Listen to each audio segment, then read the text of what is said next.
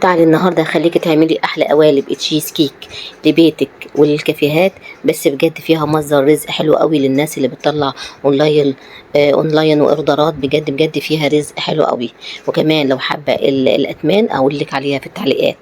ونشوف مع بعض الفيديو للاخر ونشوف هي هتتكلف قد ايه. يلا بينا نشوف الطريقه والمقادير. اول حاجه حطيت 4 معالق من الجيلاتين، حطيتهم على ربع كوبايه ميه سخنه وقلبتهم حلو قوي وسبتهم على جنب. معايا هنا 5 بواكي بسكوت، اي بسكوت انت تفضليه زي ما يكون، وحطيت عليهم 3/4 كوبايه سمنه وقلبتهم حلو قوي. ولو مفيش سمنه وفي زبده مفيش مشكله، وقلبتهم حلو قوي لغايه ما بقوم زي الرمله المبلوله زي ما انتم شايفين كده. بقلبهم برده حلو مع الزبده او السمنه وبسيبهم على جنب. وببتدي اجيب البوله بتاعتي، حطيت فيها معلقتين كبار مليانين حلوين كده من الجبنه الكريمي، وحطيت عليهم نص كوبايه سكر، وهضربهم بالمضرب السلكي او المضرب اليدوي او بالعجان لغايه ما الجبنه الكريمي تندمج جدا حلو جدا جدا مع السكر، والاقيهم شبه القشطه الدايبه كده او شبه الكريمه. في نفس الوقت بعد ما بيندمجوا بالطريقه اللي انت هتشوفيها دي دلوقتي، انا عايزاهم زي ما انتم شايفين، زي ما انتم شايفين كده اندمجوا جدا مع بعض زي ما انتم شايفين.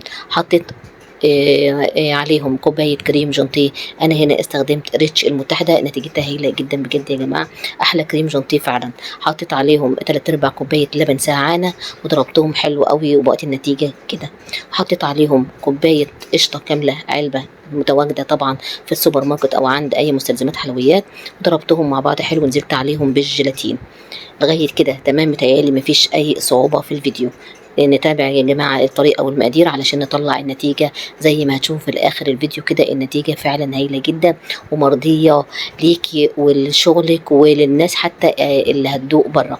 ابتديت افرد البسكوت بتاعي في القوالب زي ما انتم شايفين كده، اضغط عليه كويس علشان طبقة البسكوت بتاعتي تبقى متماسكة. اهم حاجة يا جماعة طبقة البسكوت تكون متناسقة جدا مع طبقة الكريمة اللي انا هحطها. طبعا الناس المبتدئين طبعا الكريمه مش هينفع طبعا نجيبها من بوله العجان انزلها على طول على القوالب، لا طبعا ببتدي احطها في كيس حلواني زي ما انتم شايفين كده. بعد ما خلصت مقدار البسكوت بتاعي كله ابتديت احطها في كيس حلواني وانزل بيها بالطريقه اللي انتم شايفينها كده، واحده واحده لغايه المقدار كله بتاعي ما يخلص. اهم حاجه يا جماعه زي ما انا قلت طبقه البسكوت تكون متناسقه مع طبقه الكريمه زي ما انا وريتكم كده. وبعد كده ببتدي طبعا املى القوالب بتاعتي كلها بنفس الطريقه زي ما انتم شايفين كده. اهم حاجه يا جماعه الكريمه بتاعتي تكون على درجه حلوه جدا جدا من الطعم. كمان انا هنا علشان طبعا الكافيهات فرشت هنا ورقه زبده. الصينيه دي يا جماعه اللي هي بتتفتح من الجنب كلنا اكيد عارفينها طبعا، عشان بالنسبه لان القالب ده طبعا طالع، الصينيه دي طالعه للكافيهات فحطيت ورقه زبده، لكن لو للبيت مش هنحط ورقه الزبده.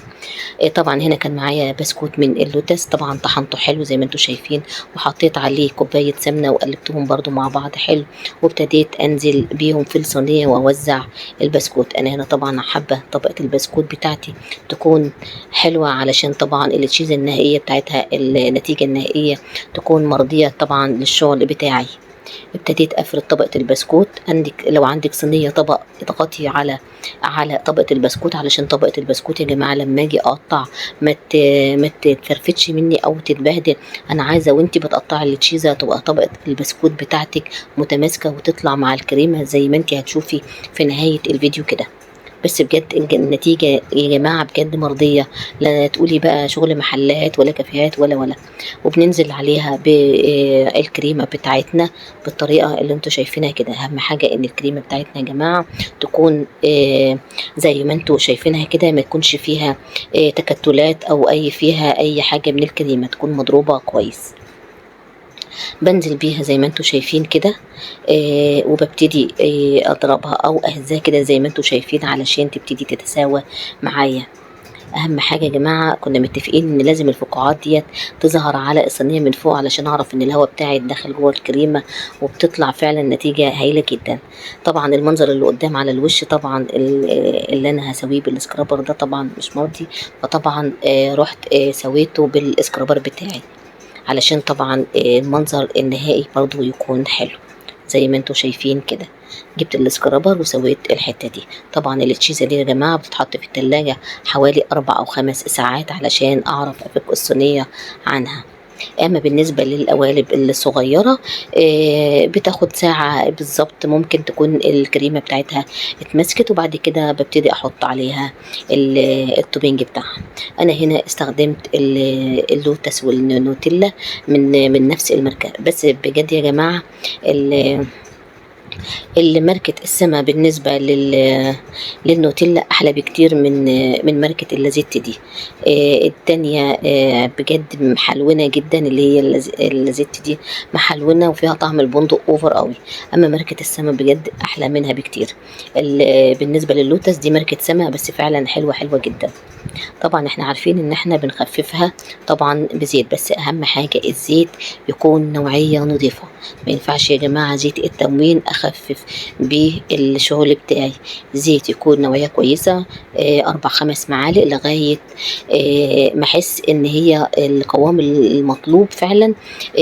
خلاص انا عايزة القوام ده يبقى تمام. حسيت ان هي لسه تقيلة ببتدي ازود لها نسبة زيت شوية.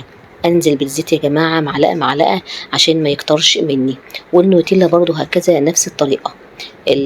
النوتيلا واللوتس يا جماعه بيتخففوا بنفس الطريقه. اهم حاجه يا جماعه ان احنا نمشي بالظبط على الطريقه والخطوات علشان النتيجه بتاعتي تطلع حلوه في الاخر. طبعا هنا انا حسيت ان النتيجة هنا بالنسبة للوتس خلاص نتيجة كده بالنسبة لي مرضية، علشان القوام بتاعه ده المطلوب. واما النوتيلا برضو هنزل بيه بالزيت واحدة واحدة علشان برضو تديني القوام المطلوب. لو لأول مرة تشوفوني يا جماعة، دي صفحتي مملكة الحلويات. تابعوني كل يوم بننزل فيديو جديد. تابعوني على صفحتي، نشترك لو بنستفاد من الفيديو. بالنسبة للناس اللي بتطلع اوردرات اونلاين او بتطلع شغل للكافيهات وكده، تتابعني وانا هقول لها بالظبط تعمل ايه بالظبط اللي بيطلع بالكافيهات. طبعا لسه هننزل المولتون برضو اللي بينزل للكافيهات، بس المولتون الاصلي يا جماعة مش المولتون الكيك. نرجع لشغلنا تاني. انا هنا استخدمت التوبينج الكريز البلجيكي. هو بصراحة غالي شوية لكن بجد نتيجته زي ما انتم شايفين، والطعم في الاخر بصراحة تحفة جدا. نزلت بيه على التشيز بتاعنا. طبعا انا حطيت التشيز هنا حوالي ساعة في التلاجة، وابتديت بعد كده احط عليه التوبينج بتاعنا. بتطلع طبعا بالمنظر ده للكافيهات. بتتقفل العلبة وزي ما انتم شايفين بيتم توزيعهم. طبعا العدد اللي انت هتختاريه او انت محدد ليكي او هتعمليه عشان توزعيه. انا هنا عملت 5 بس. فطبعا انت طبعا بتزودي البسكوت بتاعك حسب العدد اللي انت هتطلعي بيه. انا مثلا انت هتعملي 10، طبعا ازود نسبة البسكوت ونسبة السمنة او الزبدة، وازود نسبة الكريم. كل حاجة هتزيد قصاد العدد اللي انت هتطلعي بيه. يعني الكمية مثلا قصادك كبيرة اضاعف الكمية اللي معمولة اللي انا عملتها النهاردة. انا هنا كان معايا بسكوت الاوريو، طحنت شوية وسبت شوية سلام علشان ابتدي برضو ازوق بيهم التشيز بتاعي. بجد يا جماعة الطعم في الاخر كان بجد بجد مهول، وهتشوفي النتيجة في الاخر هيطلع ازاي البسكوت متماسك والكريمة بتاعتي متماسكة في النص. بجد حكاية. امشي بالظبط على الطريقة وهيطلع معاكي احلى تشيز كيك.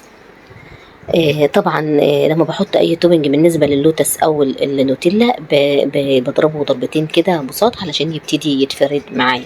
وابتديت افرد تكسير البسكوت الاوريو معايا هنا على التشيز.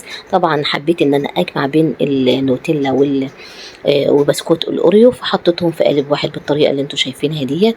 بس بجد حكايه، والطعم في الاخر مفيش كلام.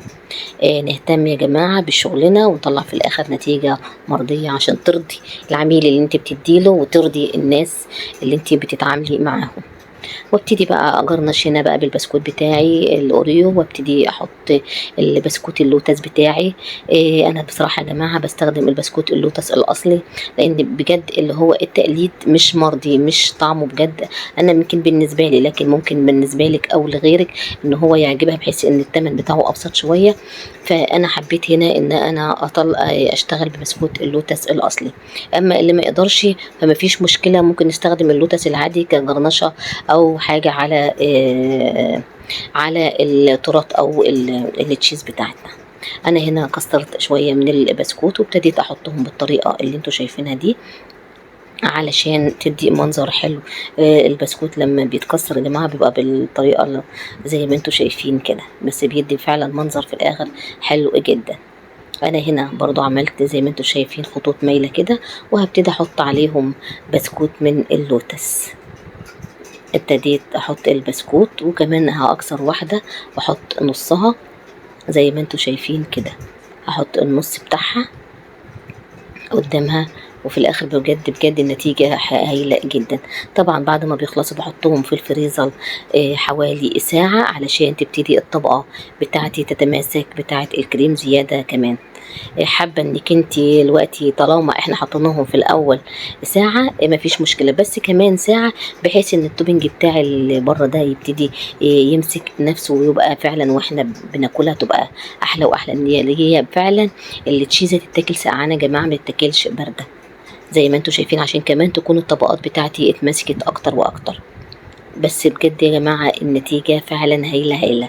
شايفين احنا نسقنا بالطريقة دي ازاي؟ شايفين الكريز بجد بجد جربيه، طعمه هيعجبك جدا. اهم حاجة يا جماعة احنا لو بنستفاد من الفيديوهات نشترك في القناة ونفعل زر الجرس، دايما يوميا بننزل فيديو جديد يخصك ويخص البيت ويخص اولادك. المصداقية يا جماعة عندنا هنا شيء اساسي جدا جدا، تحتها ملايين الخطوط. مصداقية اهم حاجة في شغلي. زي ما انتوا شايفين كده بعمل الفينش النهائي للتشيز بتاعنا، ودي النتيجة النهائية بتاعتنا زي ما انتوا شايفين كده. بس بجد النتيجة كانت مرضية والطعم كان احلى واحلى. ابتدي بقى النهار كده ان انا بعد ما ادخلهم التلاجة ببتدي اقفلهم وبنحطهم في العلب وبنبتدي نوزعهم، نطلعهم الشغل بتاعنا. اهم حاجة ان شغلك يكون مرضي، زي ما بيقولوا العين بتاكل قبل البق، فطبعا لازم شغلك يطلع حلو زي ما انتوا شايفين كده. نشوف بقى بعد ما حطيناه في التلاجة ساعة. شايفين يا جماعة المنظر؟ شايفين؟ الله يا جماعة الطعم بجد وهم، مفيش كلام، والطعم احلى واحلى. شايفين طبقة البسكوت وطبقة الكريمة متماسكة ازاي؟ حتى التشيزة تماسكت كمان علشان دخلت التلاجة. شايفين يا جماعة؟ تابعوني على صفحتي مملكة الحلويات، وشكرا.